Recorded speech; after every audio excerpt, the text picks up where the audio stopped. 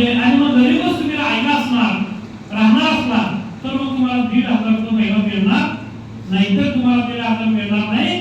मग या सरकारचं जर तुम्हाला 1,500 रुपये घ्यायचं असेल तर दारिद्र्य रेषा तुमची कधीही पुसली जाणार नाही आणि त्या दारिद्र्य रेषेच्या वर तुम्हाला उठता येणार नाही. म्हणजे किती मोठं षडयंत्र टाकलंय. जर एखादी आमची लाडकी बहीण इन्कम टॅक्स भरत असेल आणि अभिमानाने सांगत असेल की मी आयटीआय भरते आणि मी स्वावलंबी आहे, मी सक्षम आहे, पण पुढे तिला असं आम्ही सुरू करायचं की ती पुढच्या वेळेला इन्कम टॅक्स न भरता तिची फाईल आपली राहिली पाहिजे. 3 वर्षाचा आयटीआर इन्कम टॅक्स लागते. तुम्हाला पण माहिती असेल, एखादं कर्ज प्रकरण करायचं असेल, जर मोठं व्हायचं असेल, घर बांधायचं असेल तर 3 वर्षाचा कमीत कमी इन्कम टॅक्सची फाईल आपल्याकडे पाहिजे.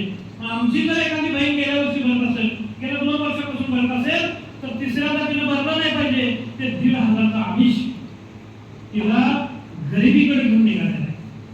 म्हणजे मतासाठी कोणत्याच फळावाई राजकारण झालेलं आहे आणि या राजकारणाचा वीट आलेली माणसं, कंटाळा आलेली माणसं आज जर त्यांच्या पुढे जर काय पर्याय आपण ठेवला असेल तर तो गणपती सेना पक्षाच्या माध्यमातून या सामान्य माणसाच्या पुढे आपण पर्याय ठेवलेला.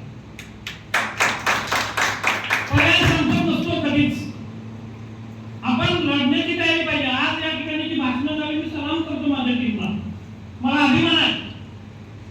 निवृत्त पोलीस उपनिरीक्षक PSI साहेब आहेत, आमचे कारवेकर साहेबांसारखा एक स्वच्छ प्रामाणिक अधिकारी. आज अधिकाऱ्यांची जर गणती बघितली आपण तर रिटायर झाला म्हणजे भाजप, रिटायर झाला म्हणजे भाजप, दुसरं पक्षच दिसेना. का रिटायरमेंट नंतर जर काही चौकशी लागली त्यात काय माझं चुकीचं गावलं तर परत अडचण नको म्हणून परत भाजप. रावसाहेब ठाकरेंचं भाषण मी परवा ऐकलं. ते म्हणजे 12 नवजात आणि गंगा जला मंदिरात मला प्यार सांगितलं मी पेटवे असलं म्हणजे खरं बोलत आहे.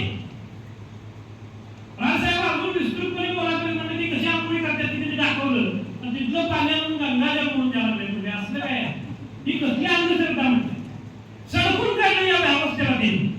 त्याच्या पुढे मी जाऊन सांगतो त्या कुंभ मेळाव्यामध्ये कुंभस्थानामध्ये गेल्यानंतर एखादा माणूस आत उडी मारला तर सगळं आटपूनच ती वर येतो. म्हणजे इतकी भयंकर परिस्थिती आहे. भयंकर परिस्थिती असताना देखील आज सुद्धा आमची माणसं ते कुंभ मेळाव्याला चालल्या. हजारो लोक मिळली त्या कुंभ मेळाव्यात. मला सांगण्याचा मुद्दा इतकाच आहे, आज आपण डोळसपणे जगणं गरजेचं आहे, वागणं गरजेचं आहे, बोलणं गरजेचं आहे. आणि म्हणून लोकांनी झगमगाटाला भुलू नये.